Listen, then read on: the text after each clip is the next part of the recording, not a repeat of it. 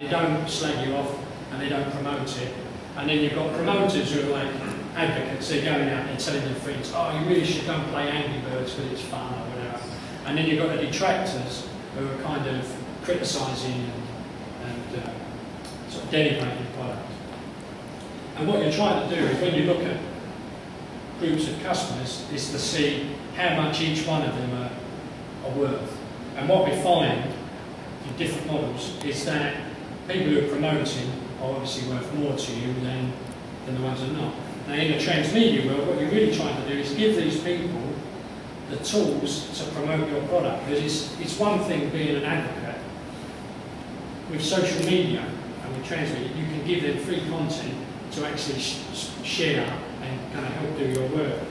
And there's this sort of study that was done by the Harvard Business Review, where they broke down different types of customers into this quadrant.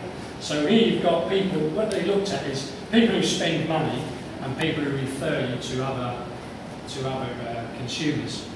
And affluents are people that keep buying from you, but they tend not to convert their friends, they tend not to advocate.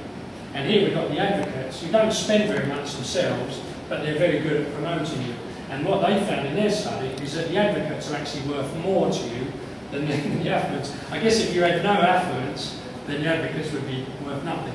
But seeing as like an ecosystem of consumers, that the advocates are kind of worth having.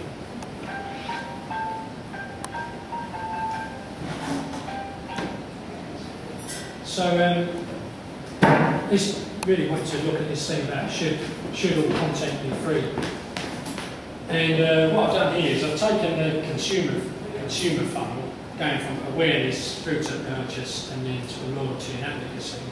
And here I've looked at sort of some of the things that someone might do online. So they see your media or your transmedia content, they form an opinion, and then if they love it, they might go through to buying it. And if they really love it, it's quite nice to give them the ability to share and remix it. Because stuff that, like the user-generated content, tends to have stronger credibility because they know that that content's come from somebody that's not been paid to produce it, and so it carries a lot more weight. But again, you need to enable that. And then, if you can really get into content creation, one of the problems is when you're trying to create a community around your story or around your content, is to have to keep generating content, because with no content, there's no social. And by enabling your audience to create their own content, so they come back and they feed the world. And this could be fan fiction, or it could be remixes, or it could be other stuff related to the part. Yeah. And so basically, looking at this area with a cost justification, here you're looking at awareness, and here you're back to word of mouth. You know, in terms of like, why would I allow someone to remix my content? Then you would look at the referrals you're getting from that sharing of that content. I think when it works well, when you give away content that's free, you've got to be subtle about the way that you're promoting the revenue earning content. Because if you do it clumsily with big kind of buy now kind of signals, then you're basically destroying the social value of the content. Because nobody wants to share an advert, or unless it's like a Super Bowl ad or something that's really funny. People tend not to want to share adverts because obviously everyone's avoiding it. And so by the more kind of the more kind of oh, buy now and this is part, this, that and the other that you put into your free content, you're kind of destroying it. The best thing to do is let them know that this is part of a bigger world, that there's more content to consume, to give them to draw them towards you, and then once they're on, once they're in the proper place, once they're on your Microsoft or your own Facebook page, then add the calls to action to buy. So does free content generate sales? So again, it says Microsoft. I think I've got this from Razorfish, which is the Microsoft agency. And basically what they're saying is that when people look at where sales come from, they too often attribute sales to the last click, the fact that someone clicked on something and they can measure that. They think, well, that advertising there is working. But what they found was that, 30 days out, some kind of rich media could have actually started, working on people's minds, enabling that recall and so on, and building that loyalty, so that when it came time to buy, they just search or they're ready to click. And so this is why you need to look at it as a kind of a bigger life cycle of content rather than just that last piece. So looking at sales,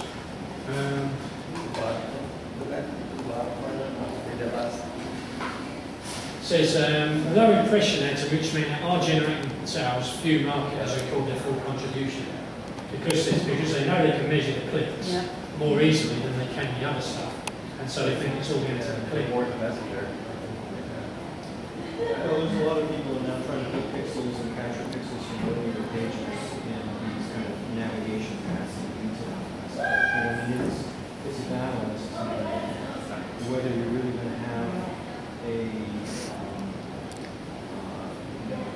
initial marketing sites that are recognized. And as you're saying, people don't do the real attribution marketing pathways as much. But it's changing. More people are beginning to throw some more technology. I mean, one of the problems has been as well trying to drag people over to a microsite, and all the big brands have run into problems here because if everyone's hanging out on Facebook, that's where they expect to be on Facebook. So I think the only way to get people to go somewhere else is if there's a big enough draw. If there's a reason why you can't do it on Facebook, or, it's better to take your content to where people are hanging out. Yeah. Whenever you can,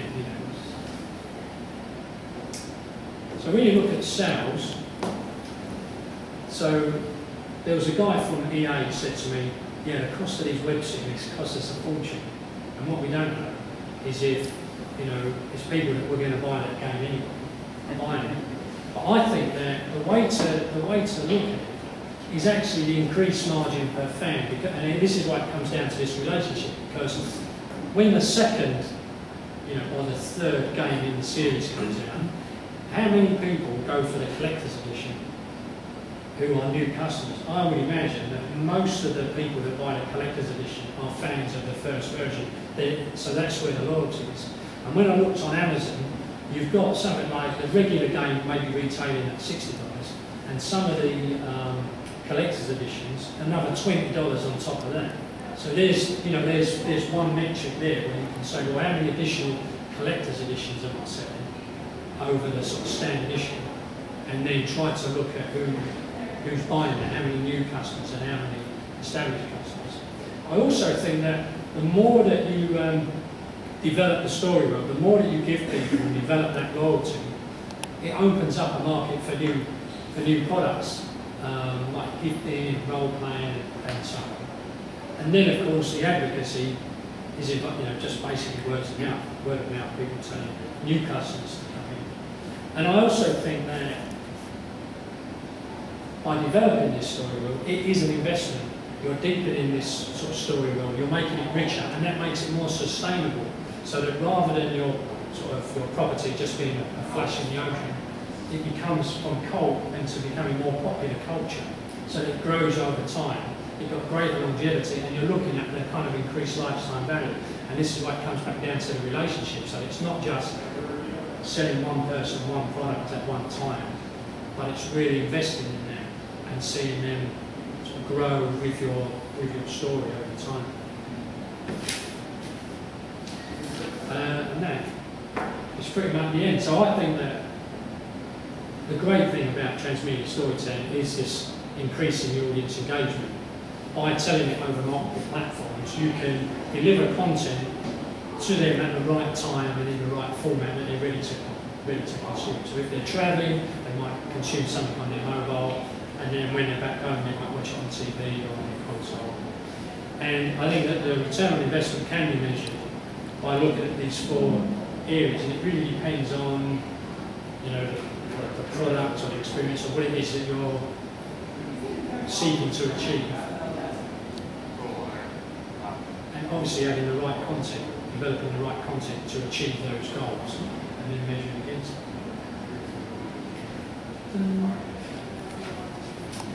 Thank you. So yes, I mean that's as much as I prepared, but I mean I've got other. So is that interesting? Yeah.